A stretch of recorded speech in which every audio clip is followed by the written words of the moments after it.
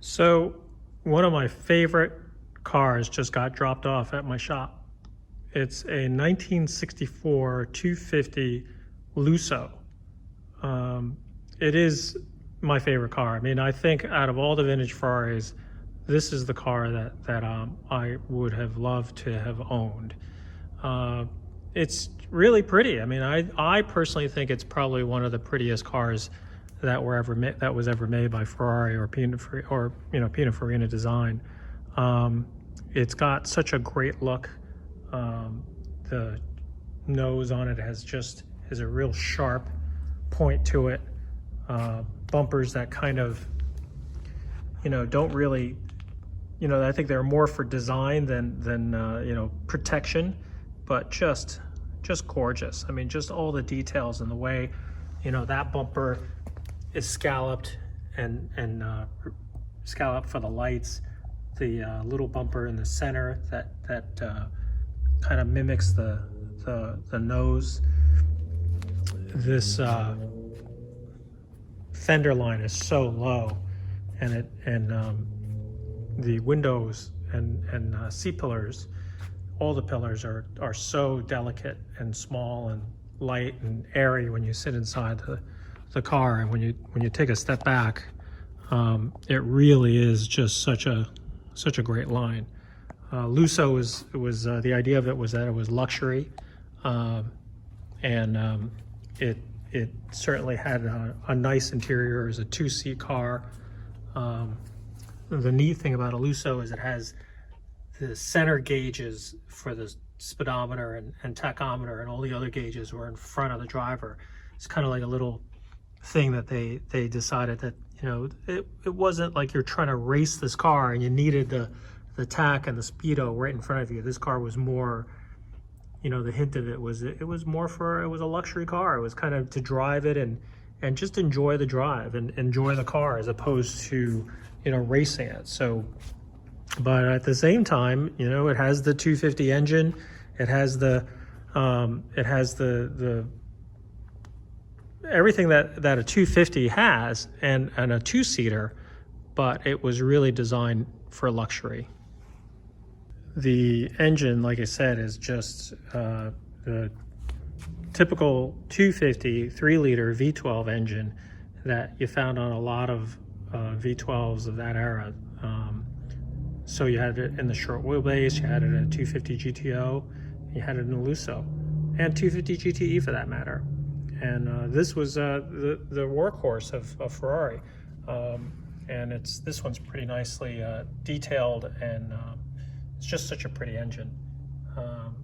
So the way this car was designed, it was designed by Pininfarina, but it was built by Scaglietti. So the car was manufactured by a different bodybuilder than Pininfarina, who designed the car. So you'll see the badging on the car, and you'll see it where it has Pininfarina on it. But the build was done at the Scaglietti factory. So as far as details are concerned, that's a big clue as to how you would detail this car. A lot of the engine detailing is done just as per Ferrari, but a lot of the little rubber gaskets and little things that you would find, the big mistake that a lot of people make when they detail these cars is they use the same rubber and molds and all that other stuff that you would find on a Pininfarina car, such as like a 330 GTC or another car that was built by Pininfarina, like a PF Coupe, Pininfarina Coupe. But these were built by Scaglietti, so there's different details that the Scaglietti company did to detail these cars. So we'll go over that on a little bit later on this car. But first thing I've got to do is figure out what's going on with the fuel pump. It's not starting because the fuel pump isn't going, and I'll show you where it is and how to get to it. I've already taken the rear tire off of the left rear tire, so because that's where the fuel pump is. You'll take a look down here and you'll kind of see this fuel filter, and then the fuel pump is kind of tucked behind there. I don't know if you can see it really well, but You know, it's got one wire going to it, and what it does is it primes the carburetor. So what happens is when the car stops, all the fuel kind of drains out of the carburetor or evaporates, and then you need that pump to pump fuel to the carburetors so they can fill the bowls up. Without filling the bowls, you can crank and crank and crank and crank. The mechanical pump just might not suck enough fuel to pull all the way from the back of the tank, from the back of the car, from the tank all the way to the front. So you need that prime to start these cars. So let's see. I'm going to put a wire to it, make sure we have power to it, and then we go from there. I got to see how much fuel is in the tank. Usually when I do fuel pump issues, it's usually starts with a full tank. So it's guaranteed my luck is to have a full tank of gas in there. But let me see if I can get a better shot of the fuel pump for you. I don't know if you could see that, but there's the fuel pump. Might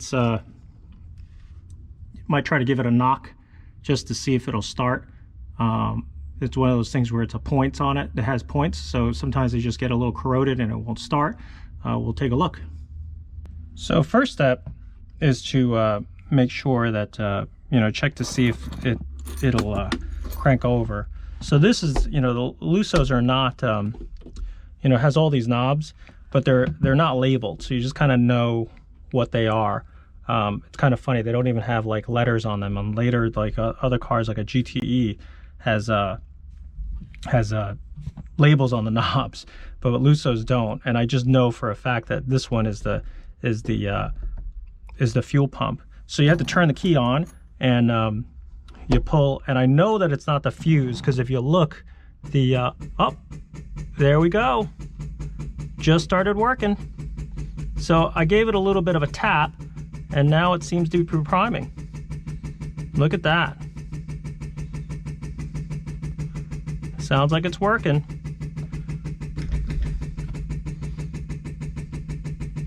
I don't know if there's any fuel in there.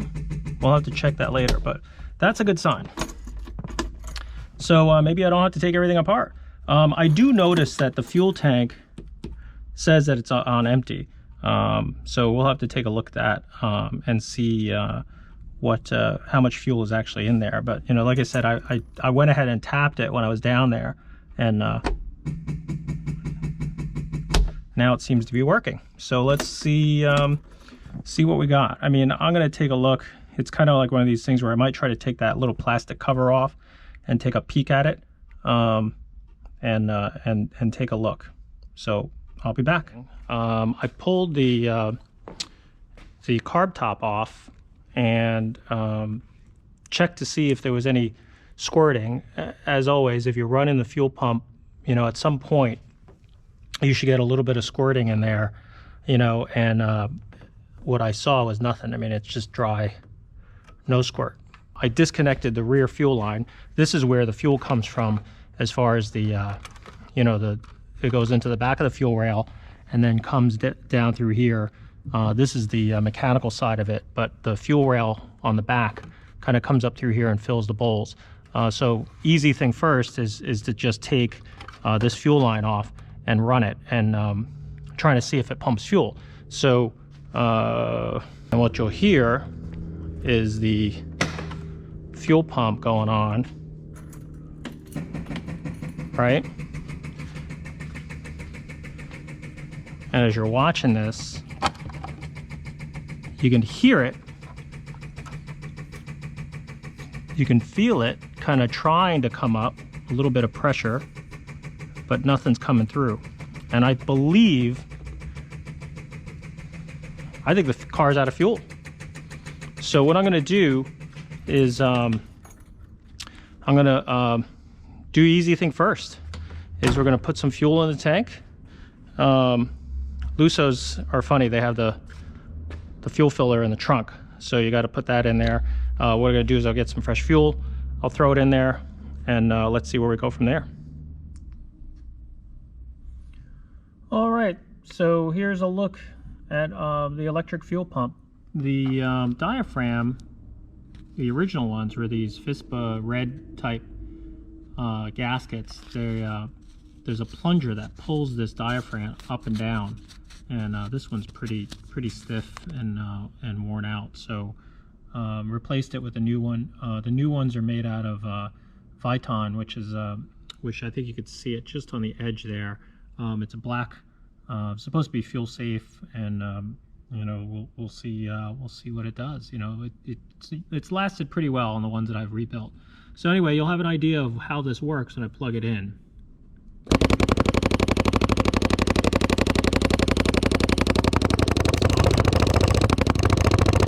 I'm going to slow it down. I'll slow it down by covering up the outlet, and you'll see that plunger kind of move up and down. And basically what that does is it makes and breaks the electrical contact. You'll see the points firing on the other side.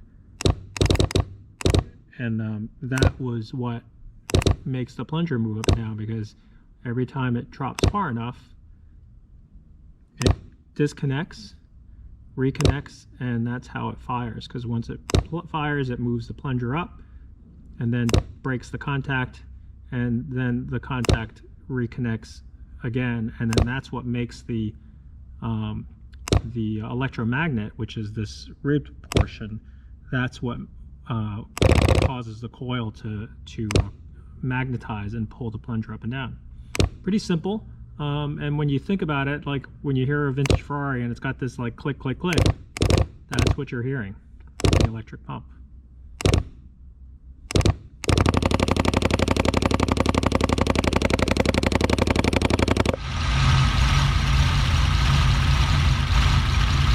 Well, she's running now.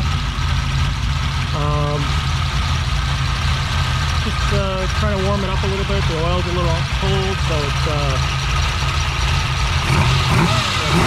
the accelerator pedals, all the accelerator pumps are pumping in. Idling a little slow, but I think part of it is the oil's ice cold. I'll let it warm up before I start tuning everything. Carbs are balanced, so I think we're okay.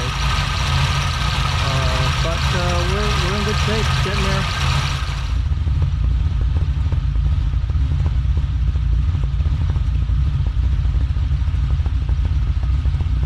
List of stuff that I have to go over, or at least I made it up to let the owner know. He's, you know, it's a really nice car. I mean, I really like Lussos, but he wanted to kind of have me assess it and decide whether or not he was going to take it to, you know, a show like a Cavallino or a Ferrari Club national show, and see whether or not he had a chance at winning.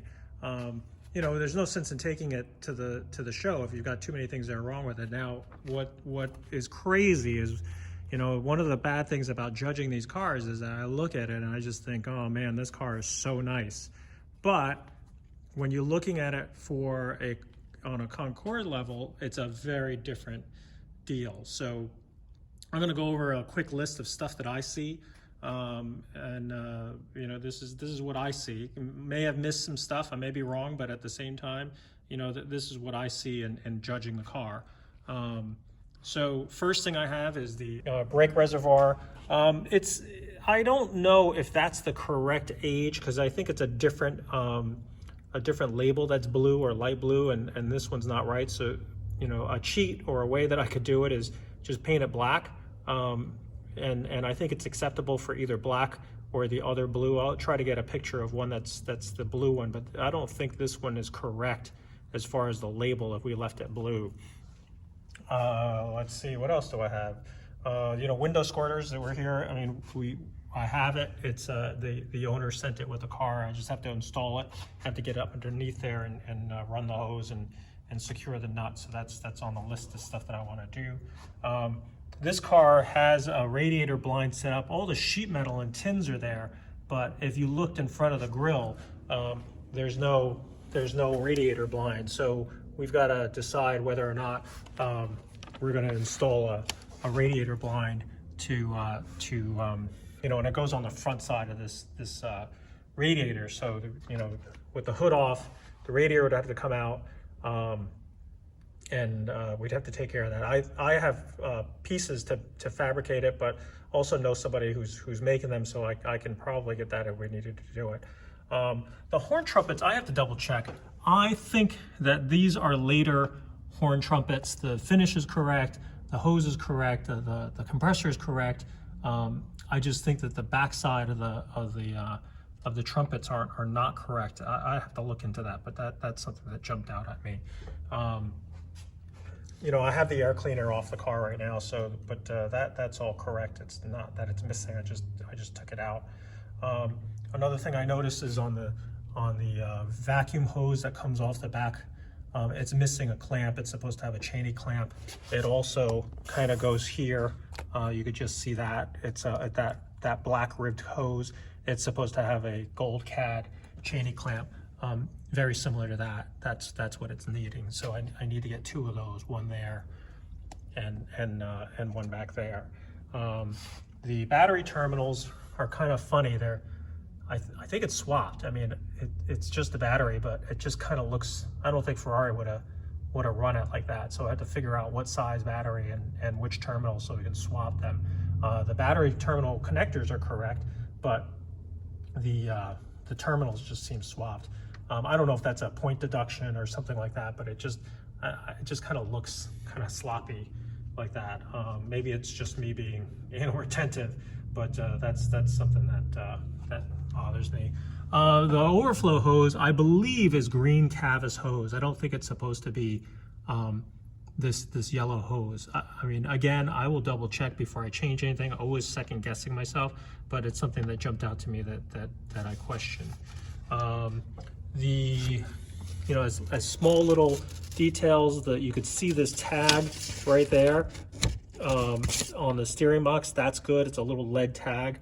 But what's missing here is the tag. You can see that little hole right there on the fuel regulator. It's missing there. There's a little tag that you should have. What else? And the coolant hoses what am I trying to say? The coolant hoses that go to the heater core, these 1/2-inch hoses, they're supposed to have a fabric ribbed texture, and that's not correct on this car. You know, that would have to be swapped out, and you know, that's what I see there. So let's see, let's move on. Big thing on this car is the exhaust. I mean, the car currently has an ANSA style exhaust system. It's got the correct stickers, but it's not correct. The cans are not correct. It has the original or has the ANSA type exhaust system. You can see that this car is supposed to have a Abarth exhaust system. Obviously been replaced at one point. Someone's put all the stickers on the ANSA system, but it's pretty obvious that it's an ANSA system as opposed to an Abarth system. They put the Abarth exhaust system, Abarth stickers, but that's not what is correct. What else? Just got to fix a couple little things. You know, they're just just cosmetic stuff. The Pininfarina logo is a little loose. I have to get back behind there and figure out how to secure that. So we'll take a look at that. Next issue that I saw here on the car is the headlights. These are CBs, and I think originally on these cars they came with Marshalls, so I'd have to look into getting Marshall headlights. You know, that's something that we'd probably have to look into getting. The other fog lights and everything else look correct. What else? The mirrors. So the mirrors have this Cavallino on both sides. I don't know if that's correct. I don't think I've seen them on Ferraris at that point. So again, I don't know if that would end up being a point deduction or not. But it's something that I would ask a question about. The other thing I noticed here is just like little issues that I would fix. The rear inside, when you look at the quarter window vents, the screws have come out. They'd have to be resecured and kind of straighten all that stuff. That stuff is just, you know, real simple stuff that you know, you can't take it to show and have that kind of detail that's not fixed. What a lot of people do is on scalliated built cars, there's no rubber gasket here that goes around the trim, and a lot of people make that mistake, and they see Pininfarina cars and they put a trim around it, and that's incorrect. Another thing they do is they put the wrong hood bumpers. This is the correct hood bumper. It's a round one. That's what Scaglietti used. They also used flat sheet metal screws, and a lot of the car has a lot of flat sheet metal screws, not Phillips, you know, and that's a very common mistake as far as you know, what people do in restoration. And I'll give you an example. So when you come in here and you look at the screws, they should all be flat. That's what Scaglietti did. They didn't use Phillips, and so, you know, the easy rule of thumb is any of these screws, just go ahead and install flats, because you're going to be deducted if you try to use, you know, a Phillips, because Scaglietti generally is flat. There's a couple of other things I've noticed interior wise. Yes, it's supposed to have a perforated headliner, but it shouldn't be this pebbly. I think it's perforated but smooth. So that's another thing that I don't know if we would, you know, if the owner would want to just replace the headliner, but that's something that I would have an issue with as far as what I think is correct or incorrect on the car. You know, and there's a couple little things that kind of I want to fix, just because I went over the car and it's more of an annoyance than anything else. The biggest thing I see here is, you know, if I were to show this car and I open this car and I go to close the door, what is that noise? So that's pretty annoying to me. I would want that boing noise every time I close the passenger door. Something inside the door is loose and just needs to be secured or insulated so it doesn't do that. But you know, but that's the car for now, and I'm gonna go over it, know some more, talk to the owner, make this list, and see where we go from there. But thanks for watching.